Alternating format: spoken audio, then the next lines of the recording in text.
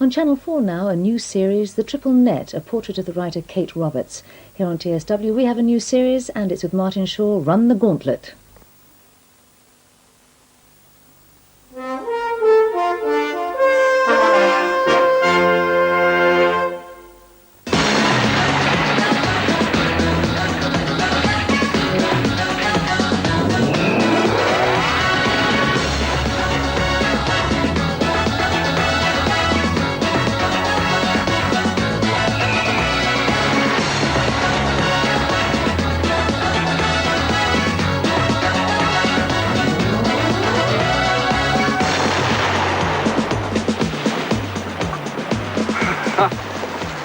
Hiya. Whew! Hi, I'm Martin Shaw. This is Run the Gauntlet. If you want to see action sports, this is the place to be. And featured in the Run the Gauntlet series this year, we have 4 teams of top international adventure sports specialists. 6 action experts in each of the 4 teams. Right, the team colours are the United States in yellow, Holland in blue, a combined Australian and New Zealand team in green, and in red, Great Britain. Now the standards are going to be very, very high because each of the 4 teams has the benefit of a champion in either motocross and quad racing, off-road buggy racing, jet skiing, free-fall parachuting, and of course pure physical endurance. Now as you'll soon be seeing, they're all incredibly fit men, and we'll be getting to know more about them as the shows move along. And joining me on the circuit is race commentator Martin Tyler. Martin, can you give us a quick breakdown on the equipment and courses? I can. The series contains 15 events, combined land, air and water relays. They're physical tests of endurance, as you say. It's tough, fast action right the way through. The 4 teams competing for the Run the Gauntlet trophy. This is the prize at the end of our 3 programmes. Now this is the crater course where we'll be running the combined races. Within it, the infamous hill course. It's infamous because the contestants pit their strength and stamina against exploding hazards, mud holes, water cannons, and the 40-foot climbing nets. And there's more. Well, down here on the sandbank, all the machines will be racing again. While on the lake, there'll be jet skis, X2s, power boats, high-speed rigid inflatables, hovercraft, supercats, and a whole lot more, including the flying fish tow parachute game. But right now, it's time for the first event, and it's called Liftoff. And there's the Paul Paras on the helicopter skids there. There's one from each team, and they'll be waiting for the signal. There they go! Oh, look at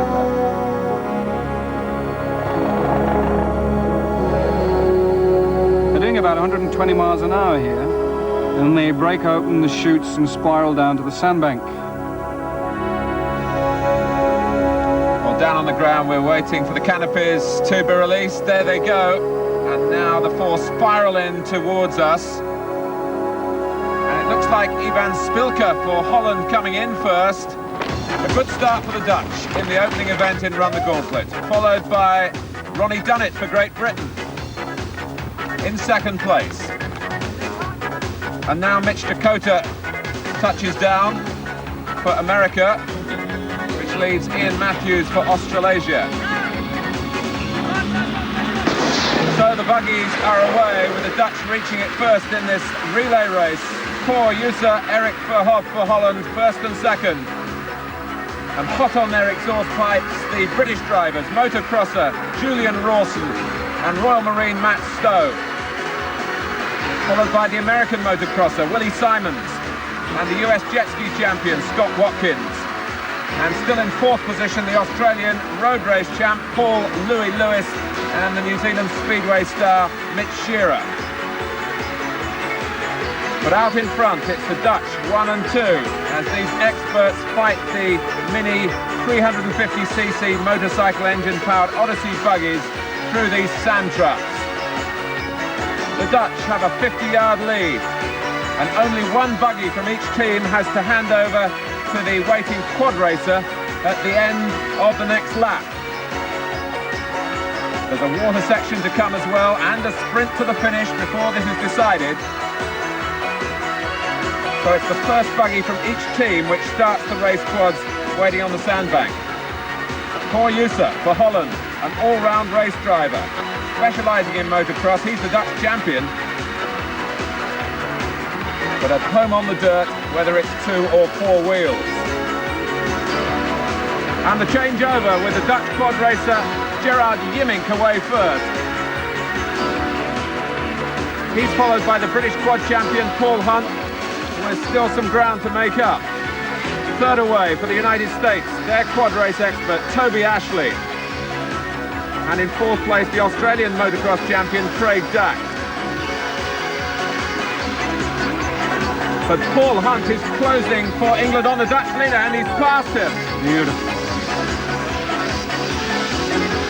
Tremendous driving by Hunt, so Great Britain leading, Holland second, United States third, Australasia fourth. These things are really hard to drive, Martin. Well, you wouldn't think so to look at Paul Hunt. Wonderful machines, capable of speeds up to 120 miles per hour. And they're incredibly powerful. While the boats on the water are jockeying for the correct start position, it's a rolling start as the changeover signals go. Great Britain, Holland, United States, Australasia. But Britain with a secure lead as they slide round the first bend. Our Marines should have an advantage here, Martin. This is bread and butter to them. They do this in training all the time. The British Royal Marines, Lieutenant Nick Anthony and Marine Tony Hampson. 20 points for the winner of the race, then 15, 10, down to 5 for fourth and last place. It looks, though, as though the Dutch team of Rob Geerts and Bert Lacroix are closing.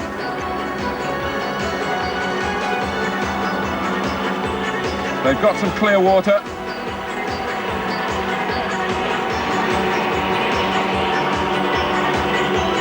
Britain losing their lead. And still the run-in on dry land to come. And that could be decisive. But the British boat is going to be ashore first.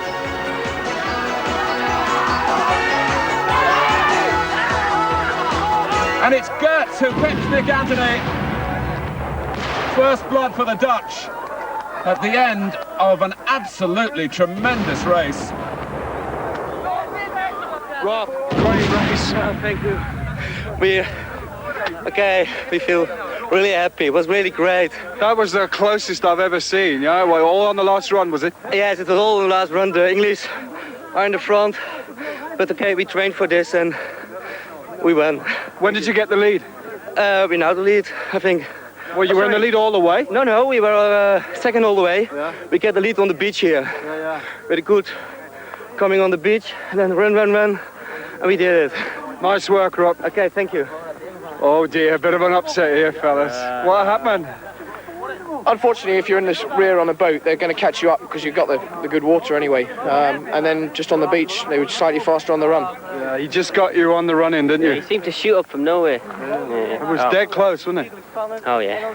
Oh, well, we'll get him again. I bet you were sick, weren't you, when you saw him come past? I've seen this blue flash coming past, like, Yeah, awesome. Okay, after event 1, the Dutch lead with 20 points, Britain in second place with 15, third USA with 10, and Australasia fourth with 5. But all that can change in the next event because it's the awesome hill. Let's meet a couple of the heroes that are going to be doing this today. One of our favourite characters here, John Cook from where else? California. John's been entertaining us with his humour and his jokes, but also with these kind of antics. Look at him go there. His number 1 sport is speedway, but he's the world's number 5 ranked on jet skis, and he can do some astonishing things with these machines. You see some of his hobbies and credits going down there. He's a really nice guy. He's had us in stitches. Go for it, John.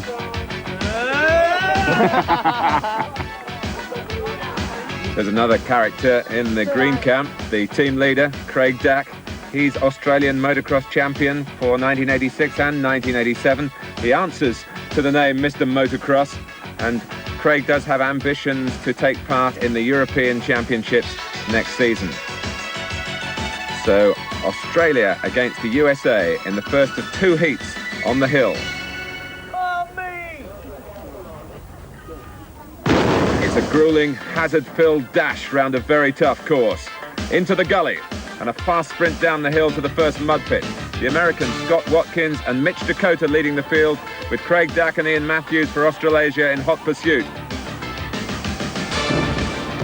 Among the hazards ahead, a greasy log run. Well, I can tell you about that, Martin. I've done this race. This greasy log run is soul-destroying. It's at this point that you really want to just lie down and die, let me tell you. The competitors reaching the logs now, and the water cannons are controlled by the British and Dutch competitors trying to slow down the opposition. And you really hate them, I tell you. When they knock you off those logs, you could kill them.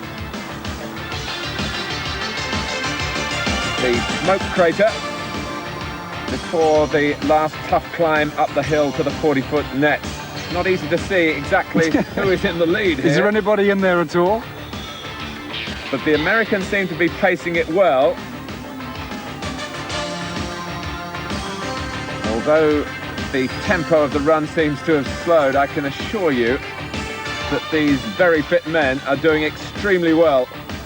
Yes, it was at this point, I think, that I was at my lowest ebb.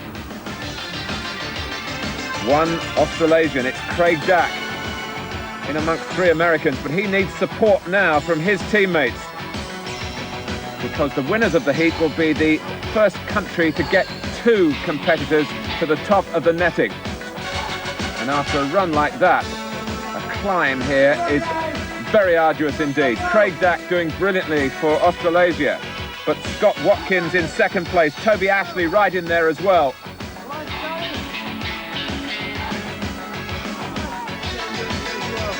Craig Dack first to the detonator, but Australasia comes second in the heat because Scott Watkins is there for America and Toby Ashley, and I wonder if anyone's got any energy left to talk to Martin Shaw. Great. Yeah. The water down there is a lot deeper than I thought it was. How deep was it?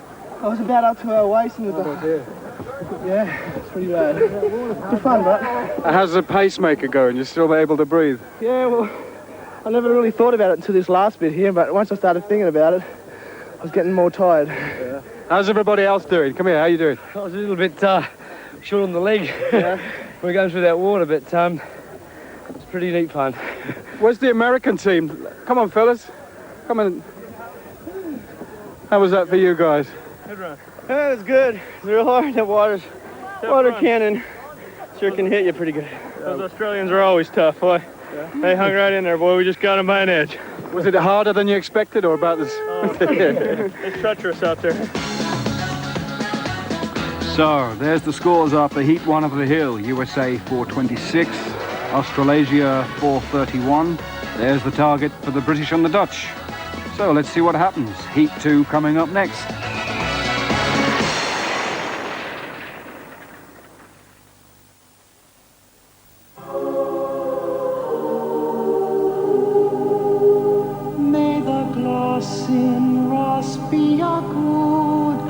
May the windowsills of Winchester shine.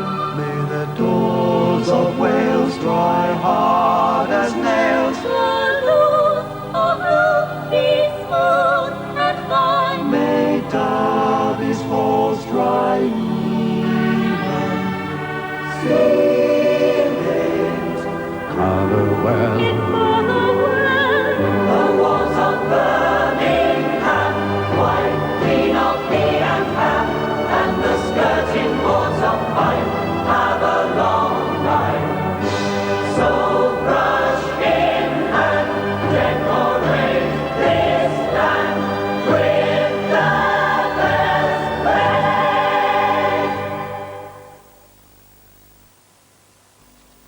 With some insurance companies, you have to go around collecting estimates when your car is damaged. I'd like an estimate, please. 2 brake. In fact, it can feel like you're doing more work than your insurance company. I need an estimate. Lunchtime, innit? But with Guardian Royal Exchange, you can ask the garage to start work immediately. Send us the details, we do the rest. Can I help you? Yes. I'd like an estimate. Guardian Royal Exchange. It's our policy to improve your policy. Right, we'll be fine. Be good, babe. See you later. Help yourself to coffee. Good idea. Nescafe. You're not doing that right. You've got to magic the beans. Magic the beans? Yeah, everyone knows that. Ah, you mean these with the special blend and roast that give a richer, smoother taste. Cool. Nescafe. Coffee at its best. Nescafe always does the trick. The dream, the reality. At Channels. Desire. Fulfilled. At Channels. Professionalism. Assured. At Channels. BMW and Channels. A partnership in excellence. Totnes Road, Paynton.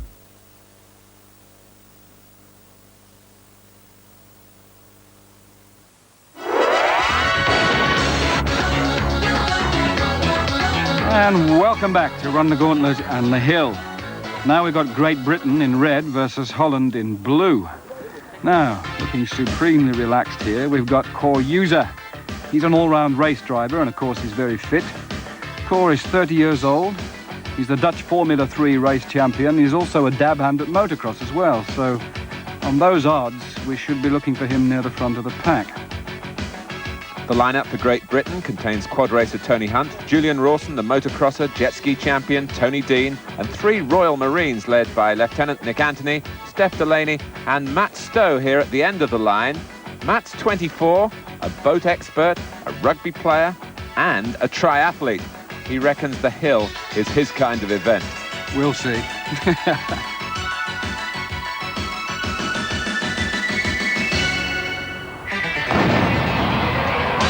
It's a fast start, a little quicker it looked than Heat 1. Holland setting the pace.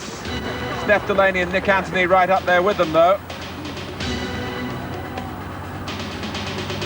Into the mud pit, led by Rob Gertz of Holland. He's steaming ahead.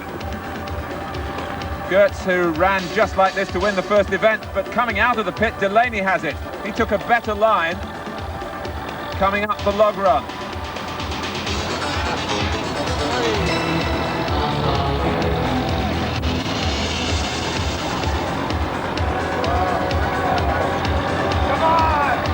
Down into the smoke crater with Delaney having the edge.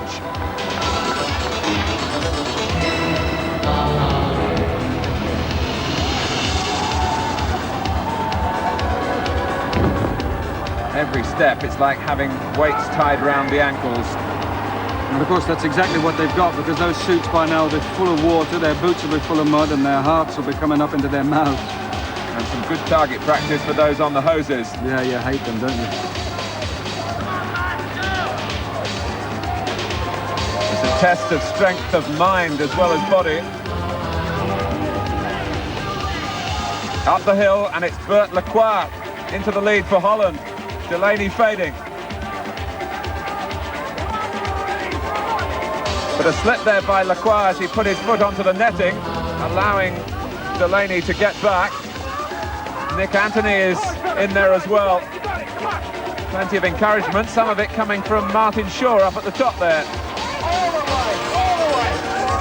It's looking good for the British. Steph Delaney has reached the top. The first detonator is off. Holland get the second, but crucially the third for Britain. They win the heat. Oh, well done. How was that, Nick? Oh, much part of it, I think, was the waiting beforehand. Yeah, have you checked all your bits? Have you got everything? Yeah, no problem. How is everybody? All there. Let's have a look. How was that? You okay? Listen, I'm okay, but it's awful. Yeah? Really terrible. How's your heart? Well, it did look a much faster heat, and that was confirmed by the final timings, which puts Great Britain first overall and Holland second. So Great Britain getting the 20 points maximum for the event, Holland 15, and USA winners of that first heat, third with 10. So after 2 events, we have a joint first position for Great Britain and Holland with 35 points, USA in third with 20, and Australasia still in fourth position with 10. Next, the crater race, a 3-stage relay, bikes, buggies and off-road race cars. And here's Paul Hunt. Paul is the British quad race champion, and he's had some quite notable successes in Europe. He says his ambition is to be the European quad race champion. And you can see that he's not averse to putting himself about a bit when it comes to the firewall either. He loves that kind of thing. So, British champ, Paul Hunt. Now we have one of the top Dutch riders. This is Erik Verhoef. Erik is a 20-year-old student, and his speciality, as you can see, is motocross. He took part in this year's Paris-Dakar Desert Race, and you probably know that's one of the toughest off-road races in the world, one of the hardest events for any sportsman. Erik will be supported in this two-man team event by Gerard Schimink. So it's motocrossers to start the crater race, handing over to the single-seaters, and then on to two-seater racers, aptly called meteors. They're away through the fire jump and into the first bend on this specially designed course on the Surrey-Hampshire border, which is normally used to test out military vehicles. And it's road racer Willie Simons from the United States taking the lead from Erik Verhoef. Verhoef getting through with a bit of elbowing as they drop into pit bend and up to the camel's back double jump. Holland lead then, USA second, Hunt for Great Britain still third, and Dak for Australasia in fourth. Verhoef pulling away into the crater, the rest of the field spreading out behind him, the order the same. You can see these guys are champions, can't you, Martin? Showing great skill, great control, and Verhoef in particular catching the eye. And although they do fly through the air, they won't be trying to fly too high because that loses precious time.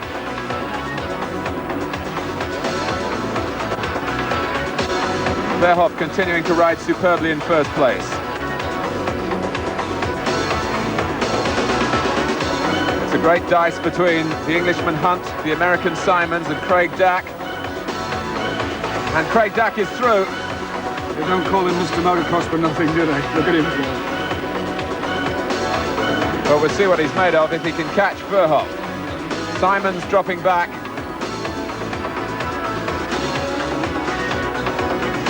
One circuit to the changeover to the buggies.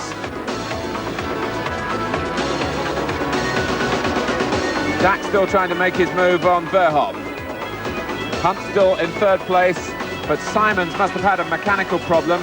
He's dropped way back to the United States.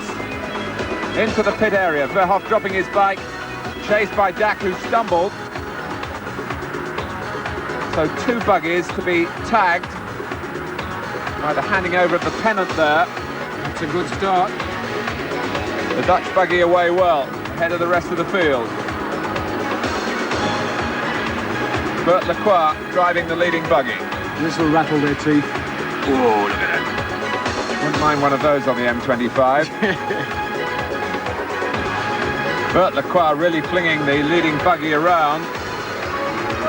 And dust a problem for the back markers, being blown up into their faces.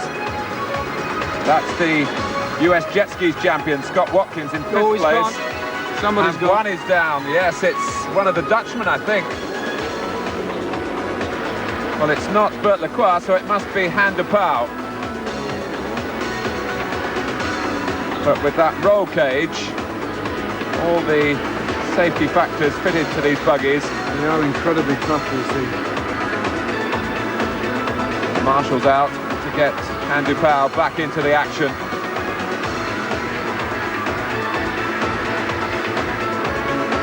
And that looks like Louis Lewis.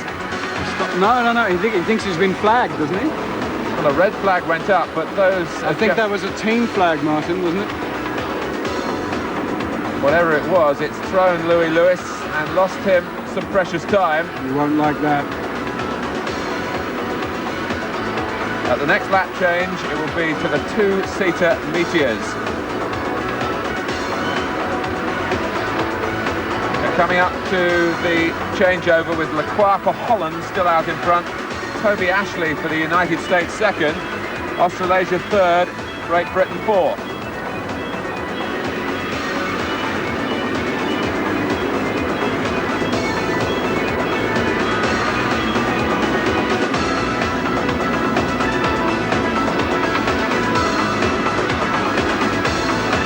Neck and neck. towards the handover, Holland and the United States. Bert Lacroix leading Toby Ashley. Holland gets it by a whisker. And there go the first of the Meteors. You have to time your acceleration dead right over these jumps, otherwise you can land nose first, and that's very uncomfortable. The kind of engines that they use in big microlight aircraft and snowmobiles as well. I wouldn't like to be the passenger. Because the passengers needed here, aren't they, for ballast to hold the things down? They're so fast. But you've got no control, so you just hang on there, look at the whites of the knuckles. The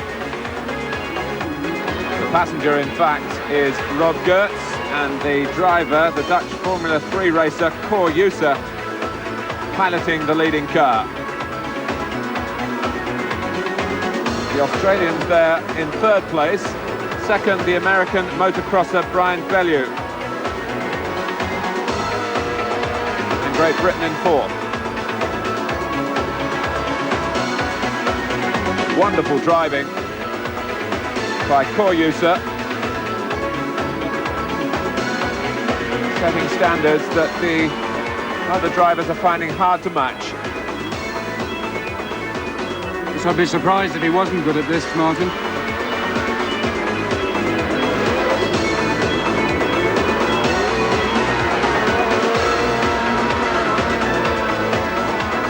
And Britain's still down in fourth place.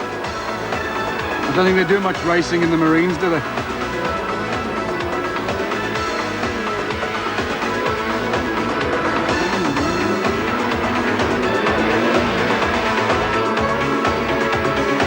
Well, the end is in sight now, and it's going to be a triumph for Holland.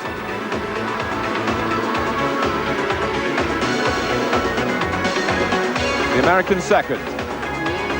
Australasia third. And Great Britain fourth.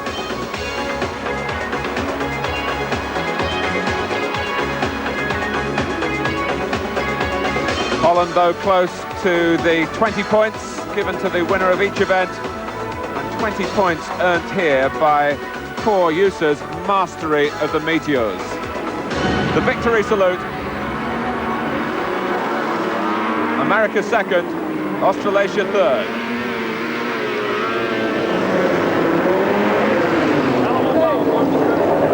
Nice race. Well done. Yeah, brilliant. Who was driving? It was you. Well done. Perfect. Thank you. Well done, Rob. Okay, thank you. What does it feel like to go around there at that sort of speed? Tell us.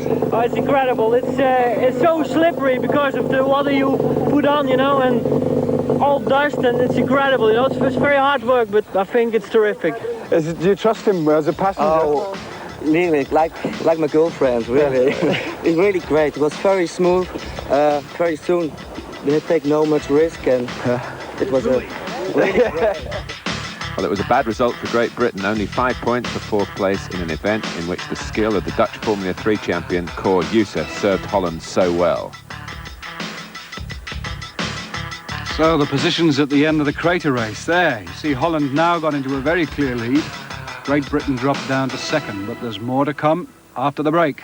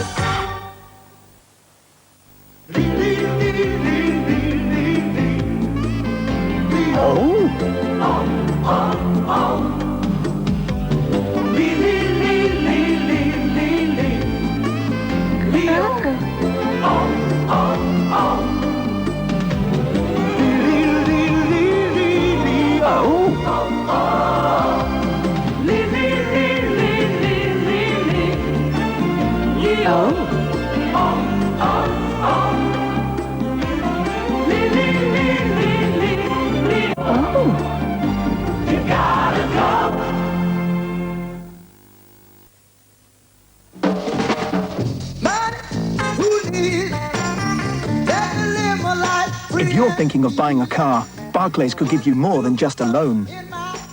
Advantage cash. Borrow the money from us, and you'll automatically get a week's free hotel accommodation.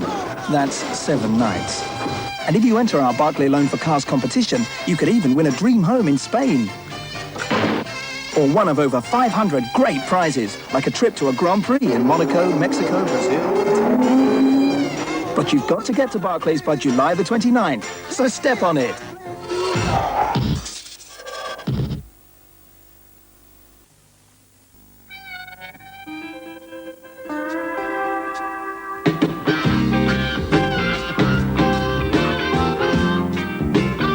Convention says you need a shampoo and a conditioner.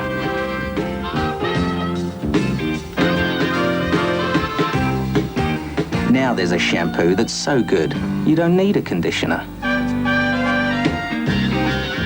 Forget convention. Use dimension.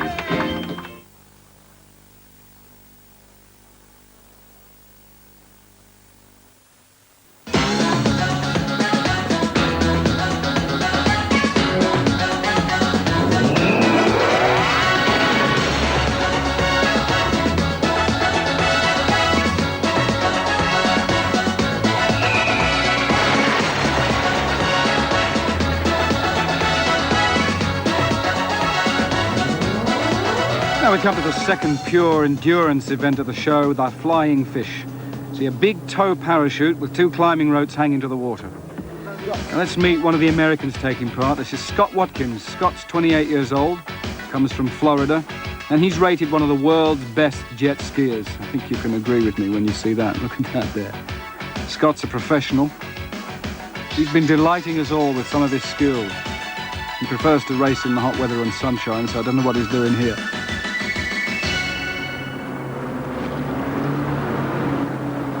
In Heat 1, it's the United States versus Holland, with Watkins climbing for the States, and Rob Geerts going for the Dutch. And Geerts in trouble straight away. The bobsleigh man having problems on the water. The idea to chase the rope, catch it, climb it, and then set up a flare, as Scott Watkins is about to do.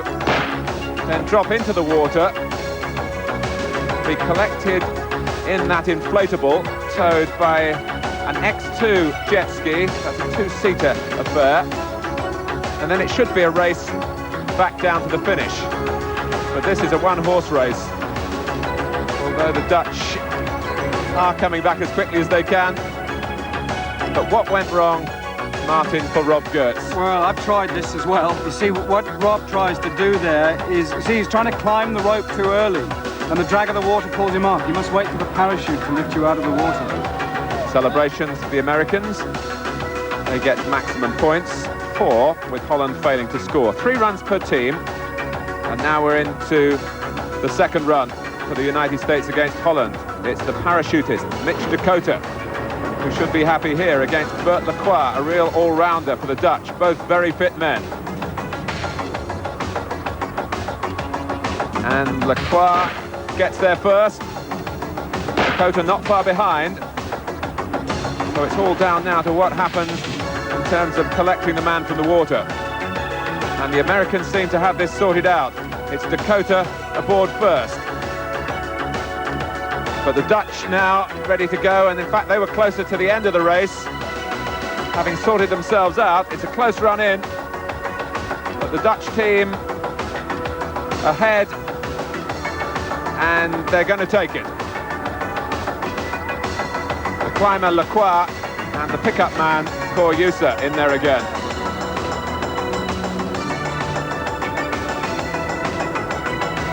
Better technique that time. Looked like it, Martin, yeah.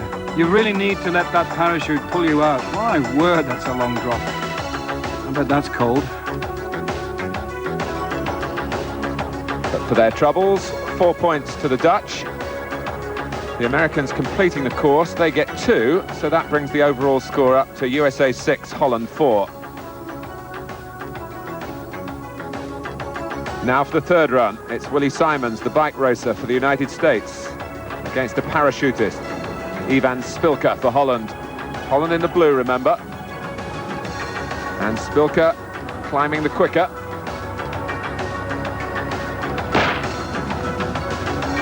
that is an awkward fall.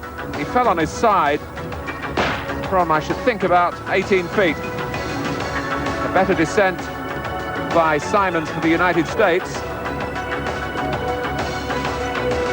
But that really has winded Ivan Spilka. The Dutch a little slow getting their man aboard the pursuit boat. And they had to take care. But Simons in quickly, and that's really clinched it for the States. As Ivan climbs very well here, I think he must think that he's still parachuting here, Martin. Look at this, that's unbelievable.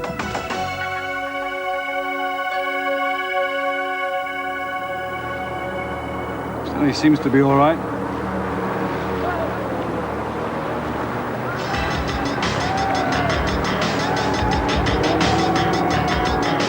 So the Americans very good at celebrating victory and very good at this event, flying fish.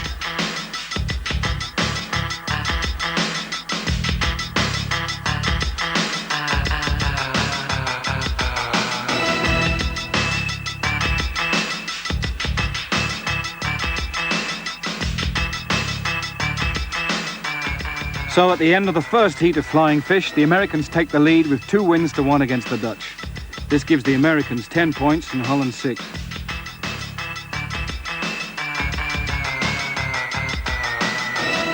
So now we're into heat 2, and it's the turn of the British against the Australasians. Let's have a look at Australian Grant Kramer here. He's pilot of the Pursuit jet ski. Now this is a very important job. They're pulling along the inflatables, and the job here is to stay right up with the action, and once their man has hit the water from the parachute, to collect him quickly, cleanly, turn around and get back over the finish line, so it calls for precision and skill. I think Grant's got that in abundance here.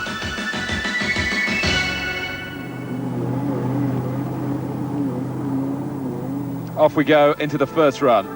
The parachute lines up. And it's Ian Matthews for Australasia against Great Britain's Marine, Tony Hampson. Great Britain in the red. And there was hardly a touch of the water there for either of them. Almost a dead heat to the top. And down they go. A rope slide style into the water. It's going to be a very close race, and Grant Kramer using blocking tactics there and putting his pursuit boat between the British and their flyer. There's nothing in the rules against that. The Australians have their man and they're running for home. The English team not so happy. But Tony Hampson now aboard. But it won't do them any good now. The Australasians crossing the line, preparing for celebration. First heat to them. And just as Martin Shaw was saying about Grant Kramer, the role of the rider on the jet ski controlling the pursuit boat was crucial in that. It produced the victory.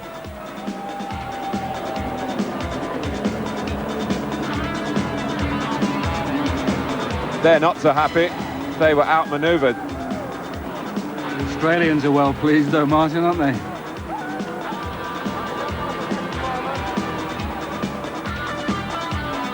Louis got the oar out there. I think he's going to row home. Yeah, he's a character, isn't he? Go on, Louis. Well, at the end of that run, there's a convincing win for Australia and New Zealand. The second run in Heat 2, Marine Matt Stowe for Great Britain against the motorcycle road racer Louis Lewis for Australasia, and Stowe has slid straight off the rope. It's going to be another win for Australasia, unattended. As long as they can pull the flare, they will get 2 points, and if they get back to base, which I'm sure they will do now, they'll get the full 4 and Great Britain won't score. The Australasian pursuit team have to make a clean pickup. In goes Louis. There's Craig Dack with a strong right arm hauling him in. Mr. Motocross, he's pleased with himself, look. And with 1 run to go, Australasia with 8 points, Great Britain with 2, so the third and last run would see the British team with a lot of work on their hands. Here's Matt Stowe, you see, he hits the water feet first there, and the pressure of the water plus the speed of the boat pulls him straight off the rope. You really need to skim over the water like a stone at the start there. We should pass on our thanks to the neutral parachute flyer and boat driver who are making this event possible, an event that Australasia leads Great Britain by 8 points to 2. 1 run to come. On the front of the Aussie boat, Ian Matthews is going again. He's against the Marine Corporal Steph Delaney, and some jockeying for positions here. 2 go into the water and only 1 comes out, and it's the Australian. It's bad news for Britain again. Again, that means no points and no pressure on the opposition. The miss won't help, but it's just a matter of technique now.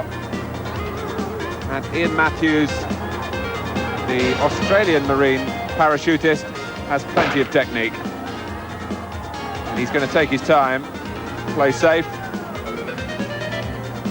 There is a lot of luck in this event, and the British haven't had any of that. But there's a lot of skill as well, and the Australasians have had that in abundance.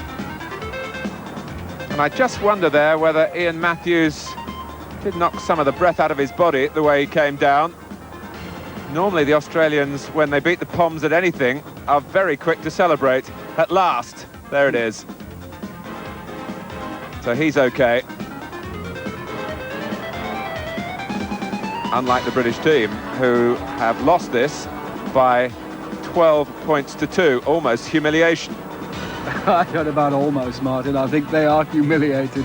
I think 12-2 is a pretty big differential.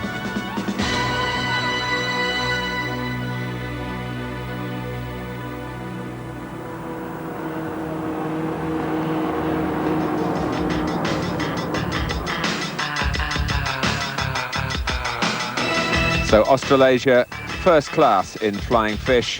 They take a maximum 12 points to 4 Great Britain's 2. For that, they get the maximum 20 points in our scoring. And second, the United States, who won the first heat of flying fish. Holland third, Great Britain fourth. Now we've got the up-to-date positions overall. Holland's still there in the lead. Great Britain have slumped down to third place, and in spite of doing so well in the flying fish, Australasia are bottom with 40. Event 5, the whitewater chase. This is a 4-stage water relay event, starting, as you can see, with 4 hovercraft, to 4 powerboats, to 4 X2s, and ending with 4 jet skis. Let's get right into it. And it's Royal Marine Lieutenant Nick Anthony who stormed into the lead, with Rob Gertz for Holland behind him, then Mitch Dakota for the USA, Chris Oldfield for Australasia. And Nick Anthony has lost it. They're difficult to handle, 500cc hovers. And we can see from our helicopter camera the spin of Great Britain, which gave the rest of the field a chance to catch up.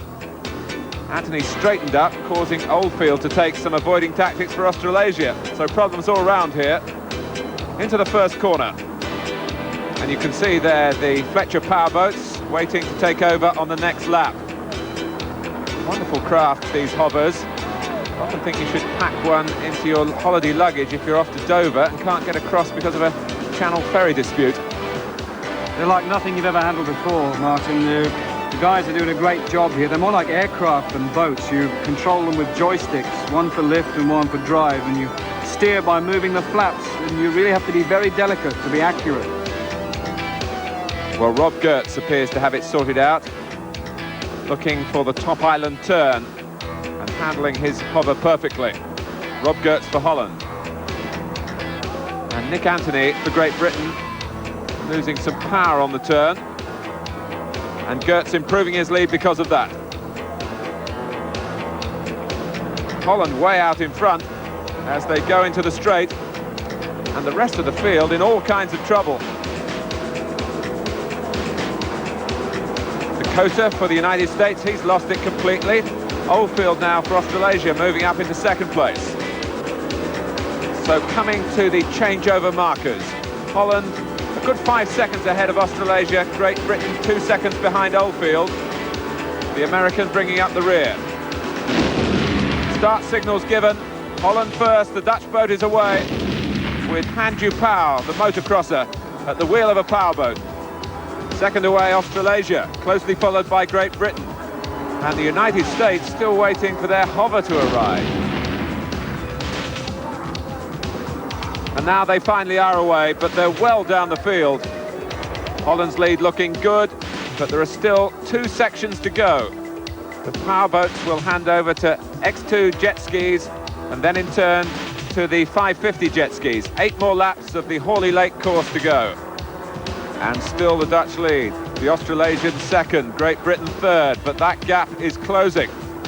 With the Americans down in 4th place, they've got half the lake course to make up. And if the Dutch can sneak a look over their shoulders, they'll see that they're being caught. Not by the Americans, still last by quite a long way.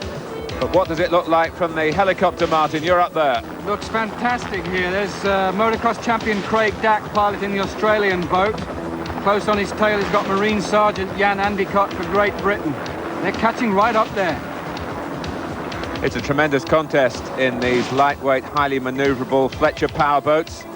80 horsepower Mercury outboard engines, producing speeds of up to 50 knots. Dack for Australia now, moving in threateningly on the Dutch boat. Great Britain not far behind. This is getting really exciting. Now, is there going to be enough room here? They are really close. He's pulling ahead. He's taken him. Neck and neck there down the Marine Strait, and Craig Dack pulls in. Oh, yes, that was inevitable. He's hit him. Well, amazingly, the Australian has recovered his line after that collision. 100 yards for the changeover. It's still Australasia first, Britain second, after that extraordinary episode. And away go the X2s, Grant Kramer for Australasia, a motocross and jet ski expert. For Great Britain, it's the jet ski champion, Tony Dean. For Holland, Gerard Yimmink. But John Cook for the USA is catching up fast on this third leg of the white water chase. Hard work for the back markers when the turbulence sets in from the wash of these fast, powerful machines. So Grant Kramer keeping Australasia way out in front. He's got the clear water. He should be safe. But still one last stage to come on the 550 jet skis, remember. Cutting that corner very nicely there. He takes a beautiful line there. Keep your eye, though, on John Cook from the United States, who really has made up some lost ground with that jockey-like style. The Speedway man is going well, and the United States, who looked out of it earlier in the event, are still in the race. And that's remarkable, but Grant Kramer still leads it for Australasia. John Cook's screaming through the field now. What a great race he's having. Leaving Tony Dean there trailing in 4th place. Cook challenging for second, and he's through. Cook goes into 2nd place. What an incredible turnaround. USA was way back in 4th. Here they are now challenging Grant Kramer for the lead. And I just wonder whether Grant Kramer is now aware of the threat from John Cook. He couldn't have expected it. Well, John Cook could win this now, do you think, Martin? Well, it's a possibility. There's still the 550 jet ski leg to go, and the Americans have their best jet skier racer waiting to go in that stage. Look at this style here, like a jockey.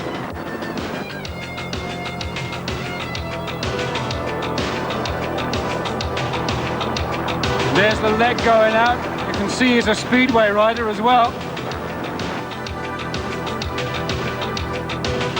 Cowboy Cook, I think he's known as, on the speedway circuit. Well, the Cowboy has got a good mount here, and Grant Kramer knows he's in a race.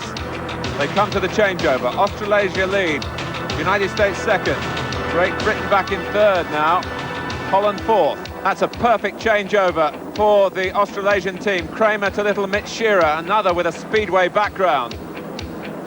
And behind Shearer, Scott Watkins is away, having linked up with John Cook. The United States some 30 yards behind. But problems here for the Dutch. Yimmink in the drink and having to swim to complete the changeover to Bert Lacroix. Out front, standing fast and riding brilliantly, Mitch Shearer for Australasia. Scott Watkins there, one of the best riders in the world on jet ski. Can he catch him? The Dutch finally away, and Great Britain are having problems as well. Australasia first, United States second, Holland third now, Great Britain fourth. Watkins for America is out to get the leader, Mitch Shearer. They're both brilliant, but I think Watkins ought to, on form, have the edge. He's one of the top men in the world. It's going to be close. But Great Britain aren't going to be involved. Paul Hunt has really lost his bearings.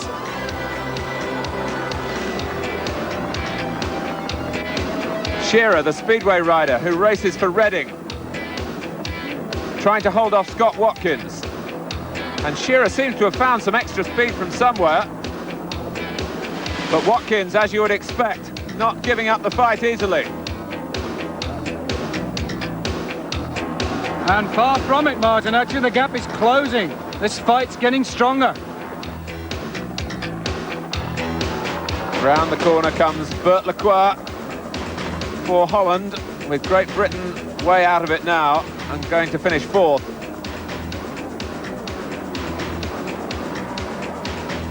But up front, it's a two-man race, and Watkins is almost there on him. He's cutting across his wake. This is where Watkins likes to use the wake as a hook. Hello? Oh dear, what's gone wrong? That's a clear run now for Shearer. Mitch Shearer has it for Australasia after a miscalculation that you could hardly believe by a rider as experienced as Scott Watkins. It will leave Holland in second place, and Great Britain can gratefully grasp third. And the United States won't finish. Well done, Mitch Shearer. What a great race, eh?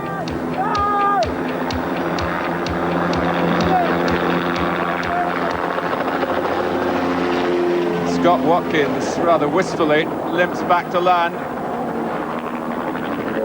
It's a sad ending for him, but a very happy ending for the Australasian team, particularly when you think of the hairy moments in the powerboat race. Louis told me last week he only knows one way to drive, and that's flat out. Is that right? Yeah, that's even if I'm passenger as well. I mean, coming into that last turn, we just got about a half a boat's distance, and I said to Dackie, well, when we got room, I'll tell you when to turn. And so I said, turn now, you know, and I knew I was waiting for the bang, and then sure enough it came, you know. Yeah, we saw it from up in the helicopter. We were shrieking with laughter. Did you lose control, Dackie?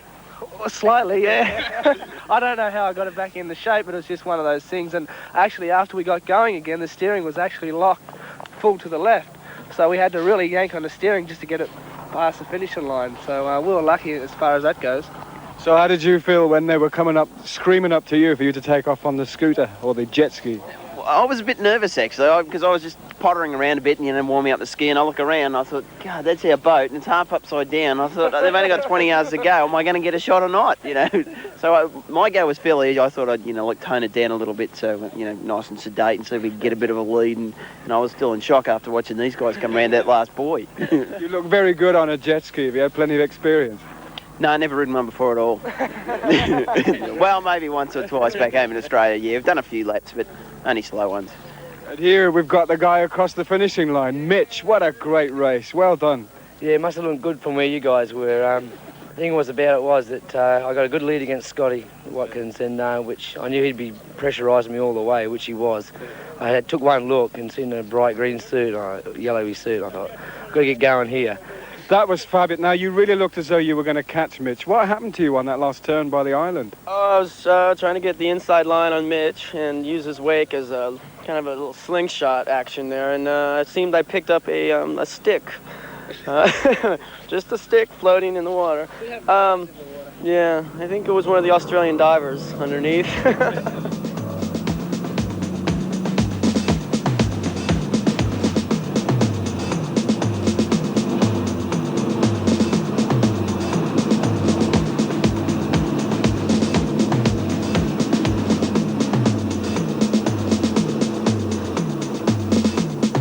Definitely the hardest earned points have run the gauntlet so far, 20 of them to Australasia. But with a third of this unique competition of speed, skill and stamina gone, Holland had the overall lead from Australasia. Great Britain and the United States level in third place. Oh, it's great work there by the Dutch. They're taking a convincing lead off into the next round. I think they've trained very hard for this, so we'll have to watch out for them. So we'll be back next Wednesday. I hope you'll join us then. I'm off to play now. Somebody give me a shove, please. I'm stuck.